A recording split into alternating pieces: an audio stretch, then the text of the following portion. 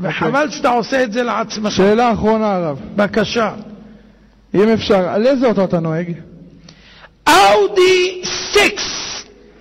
מה המחירון שלה? 130 ומשהו.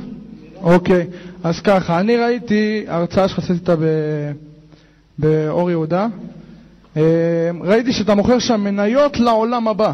נכון. למה לא תיסע משהו יותר פשוט ותקנה גם לעצמך כמה מניות? קודם כל המניות שאני מטרים זה שלי. כן? כי גדול אני אישית לא שמעתי בחיים שמדע שאני צריך להיכנס לגנד או לגנום, אני צריך להביא כרטיס איתי. חכה רגע, אתה לא צריך כלום, כי אתה לא מגיע לשם. נכון, אבל אני אומר. חכה, לאט לאט, תן לי לענות לך את הכל.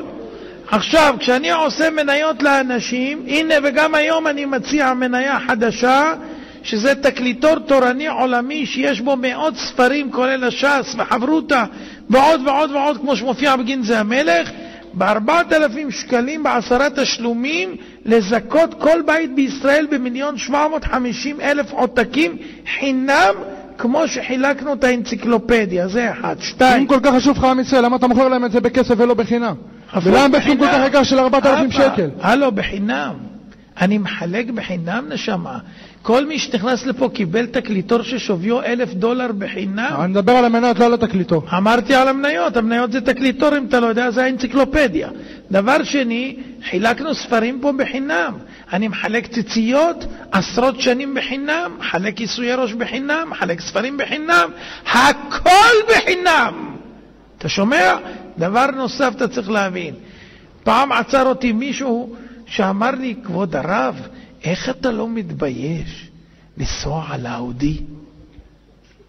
אמרתי לו, אני אגיד לך את האמת, רציתי לרכב על חמור, אבל פחדתי שיחשדו שאני חושב שאני המשיח, אז הרחקתי את עצמי לגמרי לצד השני. הבנת, בבי?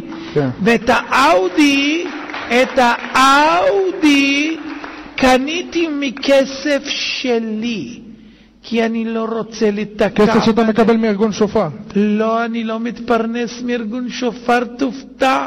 יש לי חברה שופר ניוז, בבי. ותיזהר בלשונך, כי אני תובע את מי שאומר עליי לשון הרע.